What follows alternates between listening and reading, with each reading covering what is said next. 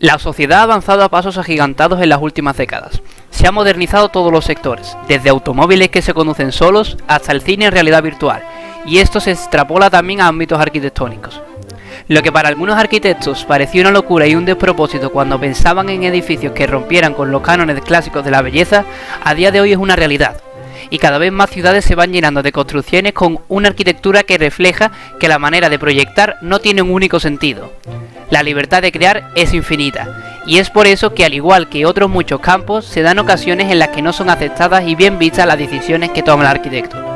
El desarrollo de nuevas tecnologías ha permitido que actualmente se pueda construir cualquier forma o estructura que se piense, pudiendo a veces no agradar a todos, pero ¿hasta qué punto se debe diseñar para contentar al mayor número de personas? ¿No sería óptimo que la sociedad entendiese que el mundo ha progresado y que al igual que en obras de arte como la pintura, con la arquitectura se expresa también ese cambio? ¿Es siempre el pueblo el que no entiende? Y también, ¿no existen malos proyectos? ¿Dónde está el límite? En este vídeo trataremos todas estas cuestiones. Para ello, viajaremos hasta el centro histórico de la capital andaluza, Sevilla, donde hallaremos nuestro punto de partida en la respuesta de todas estas preguntas, el polémico edificio en calle Santander, diseñado por el arquitecto González Cordón.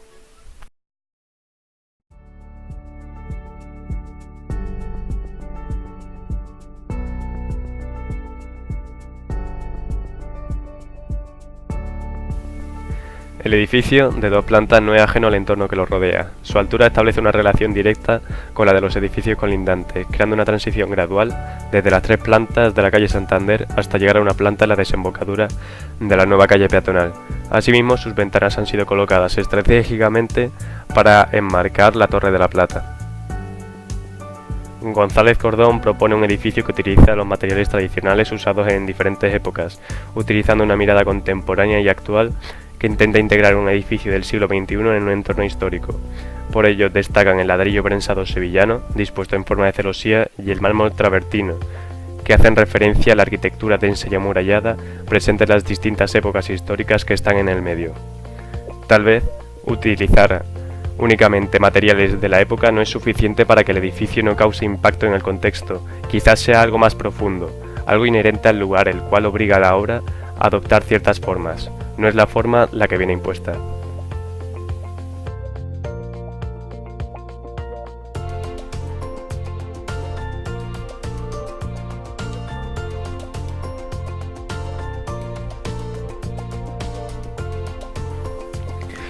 El objeto del presente trabajo es el estudio del edificio de González Cordón, en la calle Santander, perteneciente al contexto arquitectónico urbanístico de una manzana de la ciudad de Sevilla a través de la historia.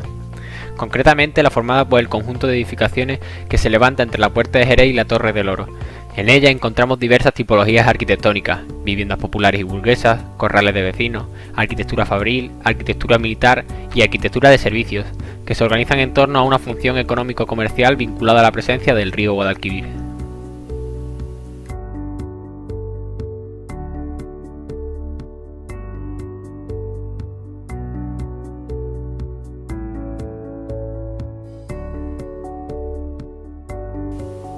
A lo largo de su evolución, la manzana sufrirá el mismo proceso de apertura hacia el exterior que desarrollará la ciudad de Sevilla, pasando de ser un bloque aislado y cerrado sobre sí mismo a convertirse en un conjunto abierto e integrado en la trama urbana de la ciudad.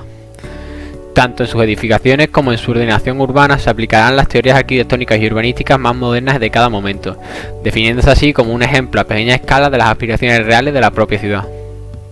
De tal forma que, a través de su evolución histórica, podríamos establecer un paralelismo entre esta pequeña célula de tejido urbano y el conjunto de la ciudad, ampliando y completando así nuestro conocimiento de esta última.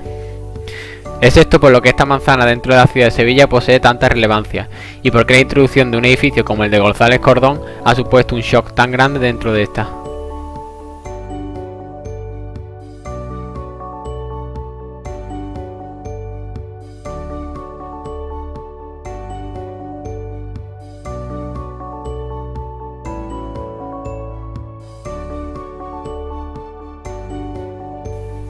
Lindante con el proyecto de González Cordón se encuentra la Real Casa de la Moneda. En esta fábrica se fundía todo el oro que llegaba a España de América, desde 1500 hasta 1717, ya que la ciudad tenía el monopolio exclusivo sobre la mercancía que venía del Nuevo Mundo. El edificio actual es producto de las múltiples reformas efectuadas durante siglos, la más relevante la realizada por Van der Bosch, ya que en el siglo XVIII los edificios se encontraban en una situación deplorable. En 1868 la fábrica de la moneda sevillana perdió su función fabril, tras lo cual fue dividida en lotes y vendida a diversos particulares, Ildefonso Lavín, Inocencio VIII y José Marañón, que la reconvirtieron en un conjunto de viviendas en régimen de alquiler. En 1879 la propiedad de la antigua Casa de la Moneda pasó a manos de un solo propietario, don Manuel Marañón y Martínez.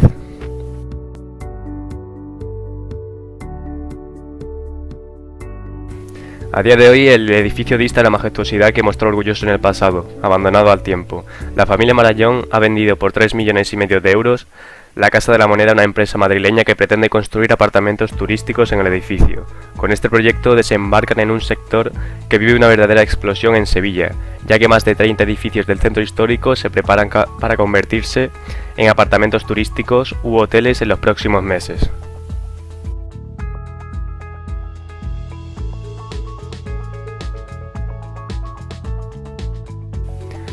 La Comisión Provincial de Patrimonio de la Junta de Andalucía autorizó la construcción del proyecto diseñado por González Cordón, desatando una polémica que ha aunado a la prensa y al público en su repulsa. Su estilo vanguardista le ha valido innumerables críticas por no ser respetuoso con el entorno en el que ha sido construido, evocando el caso de la Casa del Tesorero contiguo al edificio en cuestión.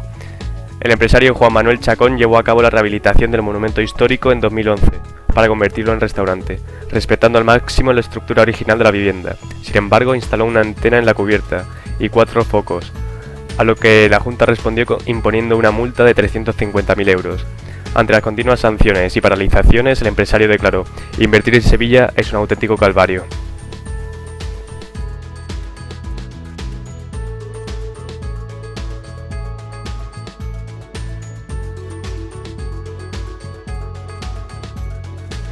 El doble rasero a la hora de proteger el patrimonio hispalense es flagrante. El periodista Carlos Colón refleja irónicamente este descontento generalizado en su columna del ABC de Sevilla.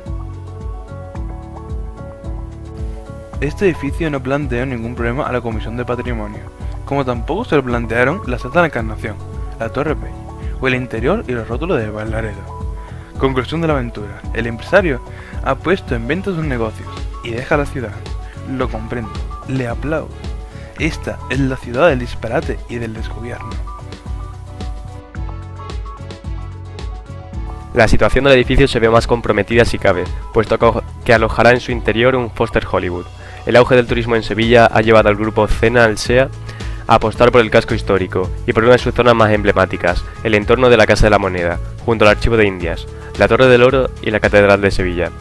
Ha elegido para ello un edificio que, aunque fue construido hace más de 3 años en la calle Santander, no ha sido aún utilizado.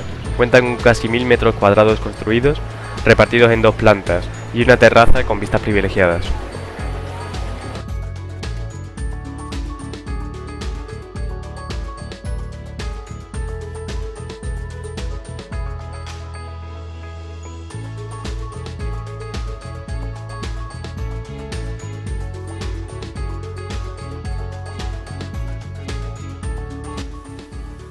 Jaime Jover, doctor en Geografía especializado en estudios urbanos, define la turistificación como un proceso de transformación social de un espacio urbano a causa de una actividad económica que es el turismo y que se da en centros históricos, donde la población original es sustituida por visitantes. Esta situación tiene consecuencias directas, como la subida de los alquileres, provocada por los apartamentos turísticos, que desplaza a la población en situación de mayor vulnerabilidad y a los comercios locales, lo que hace desaparecer el tejido social.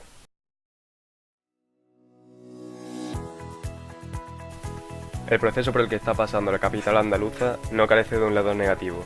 La ciudad pierde los comercios locales típicos del centro en pos de las multinacionales que asolan el casco histórico. Esto ha llevado a los sevillanos a protestar en manifestaciones como la del 9 de diciembre de 2018, bajo la máxima: "Nuestra ciudad no se vende, se defiende". Las estadísticas indican que en Sevilla más del 20% de las viviendas del casco histórico de la ciudad están destinadas al turismo, a lo que hay que añadirle las 21.600 plazas que se ofertan en establecimientos oficiales.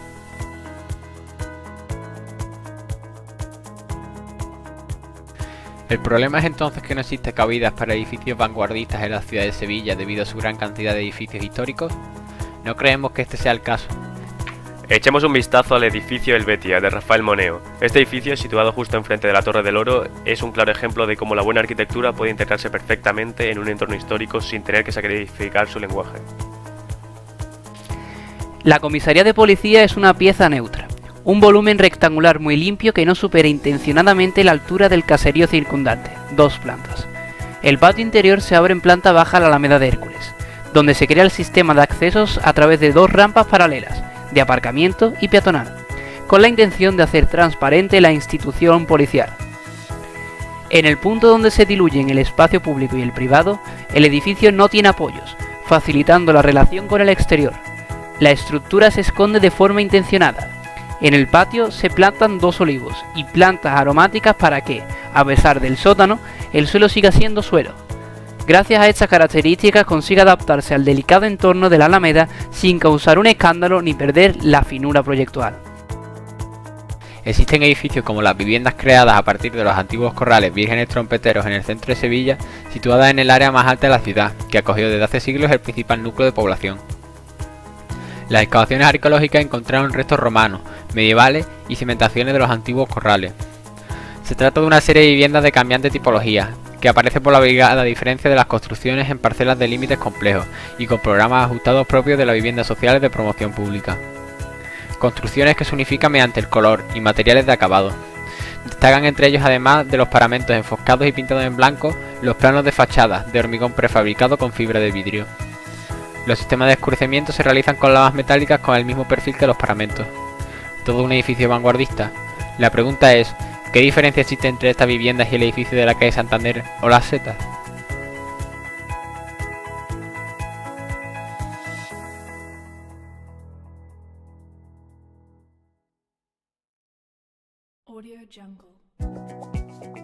A continuación responderemos a las preguntas más relevantes que se nos han presentado. ¿Qué diferencia los malos proyectos de arquitectura moderna de Sevilla de los buenos? Como ejemplo de proyectos arquitectónicos actuales sobresalientes en el centro de la capital, podemos retomar las 66 viviendas antiguas, corrales vírgenes, Trompero. Este es un gran proyecto porque no es un edificio pretencioso que busque resaltar en el entorno, no crea un contraste innecesario, la vanguardia arquitectónica se vuelca hacia el interior, nos hace recordar el concepto de alteridad en el que el exterior pertenece al espacio público, se muestra una fachada sobria mientras que el carácter del edificio se mantiene tras ella. ¿Es siempre el pueblo el que no entiende? La arquitectura nos ha demostrado que si un proyecto no es siquiera apreciado por el público general, aquella gente que lo va a ver en su vida diaria, ¿hasta qué punto está legitimado para ocupar ese área? Renzo Piano ya lo advirtió cuando dijo: la arquitectura es un trabajo muy peligroso. Si un escritor hace un mal libro, la gente no lo lee, pero si hace mala arquitectura, impone fealdad en un lugar durante 100 años. Por lo tanto, hay que tener conciencia y tratar con delicadeza la zona en la que se está actuando. ¿No existen malos proyectos? En este sentido, pensamos que no es correcta la diferenciación entre buenos y malos proyectos. Existen proyectos los cuales han sabido adaptarse al entorno en el cual han sido construidos y otros donde el choque entre estilos es muy agresivo y que o no dialogan correctamente o no son de fácil comprensión, como es el caso del edificio de González Cordón. ¿Dónde está el límite? El límite, por lo tanto, lo marca el contexto en el cual realizamos la obra. En el caso de una ciudad como Sevilla, por la cual han desfilado siglos de historia, generan una serie de imposiciones, una serie de normas que restringen el genio creativo del arquitecto. De esta manera podemos rectificar nuestra afirmación inicial concluyendo con que no existen límites en la libertad creadora del arquitecto mientras sepas adaptar correctamente la obra al contexto. Vanguardista y rompedor, llamativo y polémico, así es la Casa de la Moneda de Antonio González Cordón.